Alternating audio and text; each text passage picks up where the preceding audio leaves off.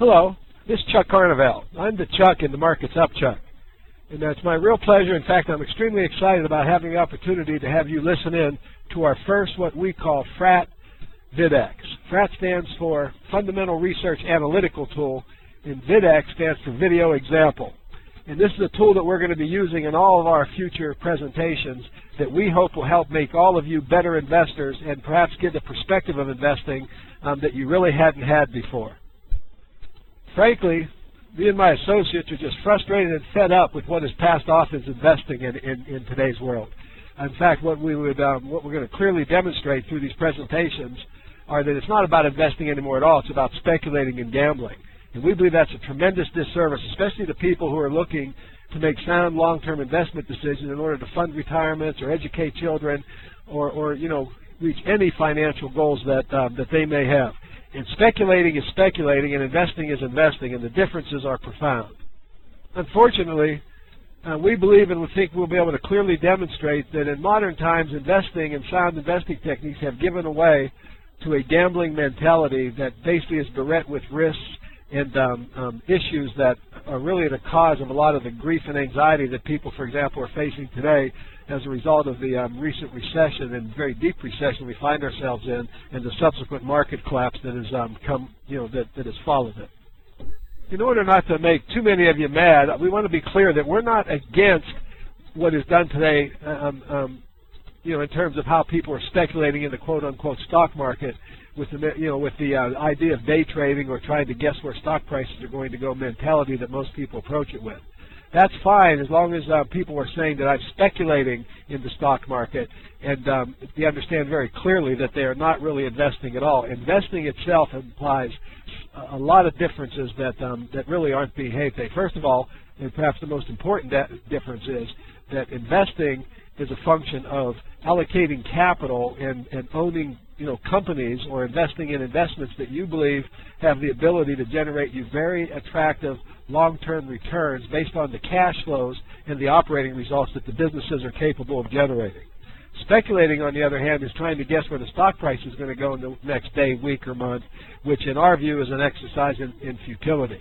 And so, with modern charting, for example, most charts you're going to look at today, you're going to see people are going to be using technical charts where they're trying to guess what the patterns of the buying and selling habits of people are in order to try to predict where the price is going to go next. We don't basically cotton to those kind of strategies. What we're looking for is a perspective on investing that's based on sound business principles, which we believe in the long run are not only more reliable, but they're much more predictive as far as long-term goals of rates of return and meeting certain objectives like education or retirement, et cetera, are concerned. It makes a lot more sense to be an investor. So if you're going to speculate, call it speculating, and if you're going to invest, then not only call it investing, but behave as an investor would behave. And we're going to show you how that is done and how that's accomplished with what we believe to be some very compelling evidence utilizing this fundamental research analyst tool that you see on the screen here, because what this tool does, it puts fundamentals, the critical fundamentals, in a form where you have all the fundamentals organized at a glance so that you can determine whether you're making investments in companies that are sound. And sound is based on whether the cash flows of the business actually support your investment. And the bottom line is, in the long run, all investments receive their value from the amount of cash flow that they're able to generate for their stakeholders or shareholders, and then the return that cash flow represents has a significant correlation to the price or value that you pay to buy those cash flows. And really all you're doing is you're taking the amount of money you're investing, measuring the cash flows against that, and determining whether the rate of return that you can expect over the long run is going to compensate you for the risk you're taking as a result of owning or investing in that company or owning that company. With this first FRAT VidEx, our objective really here is just to introduce you to the tool and show you its functionality and kind of trying to get you familiar with how it works. And we think you're going to find it fascinating and exciting. So just to kind of familiarize you, what we have up here is a picture of Stryker, which is the leading manufacturer of orthopedic implants, artificial knees and hips. Now, they also make surgical instruments and other products, and using this tool, by the way, we have the ability to simply go up to the top here and click on the URL for the company, and it'll actually take us into the website. In this case, obviously, we're looking at Stryker, and it takes us into Stryker and allows us then to look at what the company does, who they are. We can get all kind of investor information, but as an investor, these are things that we're concerned about and we want to know about because they're not oriented to the price, they're oriented to the fundamentals of the company. But what this tool does, it plots areas. We're looking at a 20-year chart here, and this green line that my mouse is following now with the white triangles in it is simply a plotting of Stryker's earnings over the last 20 years.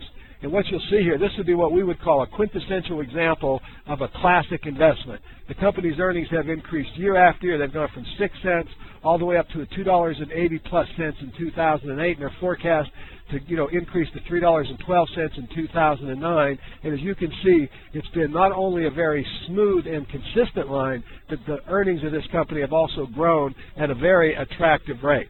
If I bring the stock price into the equation and add the monthly stock price, we would call this, in essence, a value line, or a line that represents, based on a PEG ratio, the intrinsic value of the company. And if I bring Stryker's stock price into the equation now, what you will see is that over this 20-year period, and these are monthly closing stock prices, the price of the stock has really followed earnings. First 5 or 6 or 7 years here, it was almost perfect. Then we had a period where the stock was overvalued, and if the price is above the line, it's overvalued.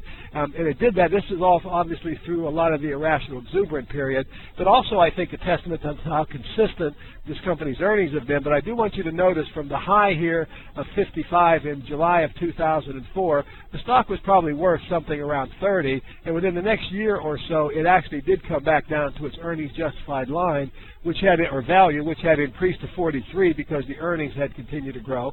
Then it got kind of overpriced again.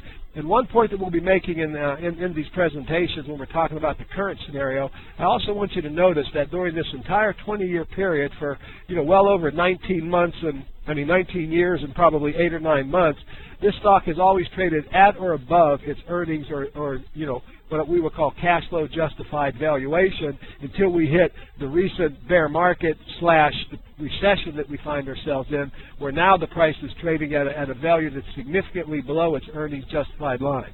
Any other time on this chart, this company would be trading at around $65 a share, but the current market value is only $39. That's going to become very important in later presentations as we point out how some of the best businesses, the strongest companies, of which this is clearly one, are actually on sale today. Another capability this tool has, and this tool allows us to measure performance, and it does it by whatever time frame that we're running the pictures on. For example, in this 20-year chart, we're assuming that you bought it on the first day that this chart was formed and held the stock to the last day.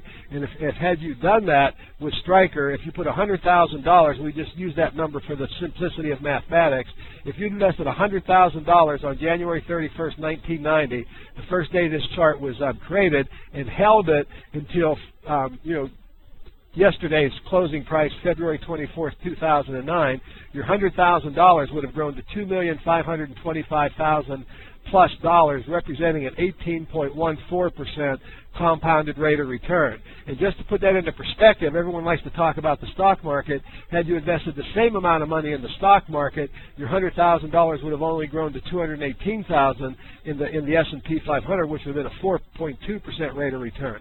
So one point here that we're going to interject, and we'll be making this point over and over again, is that in the case of Stryker, the stock market had very, very little to do with what shareholders have actually earned or achieved in this company, and everything to do with how Stryker has performed as an operating company, or in other words, how well the business has performed versus how well the stock has performed. And I'd like to kind of close this first presentation by showing a contrast, by looking at contrast at a company like General Motors, who actually had no earnings growth. And you can see that by the blue area here. Earnings went from like $6.20 in 1994 to the huge losses that they're currently experiencing in 2008 and expected to generate in 2009. And in the same vein, a $100,000 investment in this company would have actually shrunk to $5,000, losing just under 95% of your money, and that's a minus 14% compounded rate of return. So to kind of conclude our first FRAT VidEx, we want to make this point. It's not all about the stock market, which is a generality, and we would also think a prejudice. It's really about the specifics. And in the long run, it's the actual operating results or the earnings of the company that drive long-term rates of return and not the volatile stock prices. And we look forward to our next presentation, and as we continue to build on this concept, that we believe we're going to ultimately give you a perspective of investing that's going to empower you to not only make good investment decisions over the long run, but also help you maybe get over some of the fear that the current market melees and economic issues